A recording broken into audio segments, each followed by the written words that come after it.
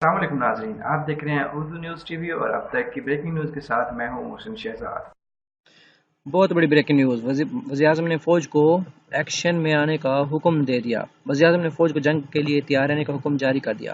14 اگست کو کشمیریوں کے ساتھ ہم یوم یکجہتی منانے اور کشمیر سے متعلق معاملہ اقوام متحدہ کی سلامتی کونسل میں بھی لے جانے کا فیصلہ کر لیا گیا ہے۔ تفصیلات کے مطابق وزیراعظم کی زیر صدارت ہونے والی قومی سلامتی کونسل کے اجلاس کے اعلامیہ جاری کر دیا گیا ہے۔ جاری کردہ اعلامیہ میں بتایا گیا ہے کہ بھارت کو منہ توڑ جواب دینے کی حکمت عملی تیار کر لی گئی ہے۔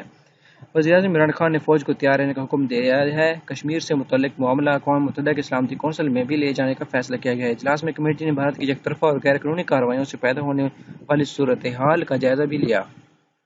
فیصلہ کیا گیا کہ بھارت کی جانب سے انسانی حقوق کی خلاف ورزیوں بے نقاب کی جائیں گی۔ اتفاق طے پائیں کہ بھارت کی بحرانہ نسلی نظریات پر مبنی پالیسیاں عالمی سطح پر بے نقاب کی جائیں گی، جبکہ 15 اگست کو یوم سیاہ بھی منایا جائے گا۔ پاکستان اور بھارت کے درمیان باہمی انتظامات کا جائزہ بھی لیا جائے گا۔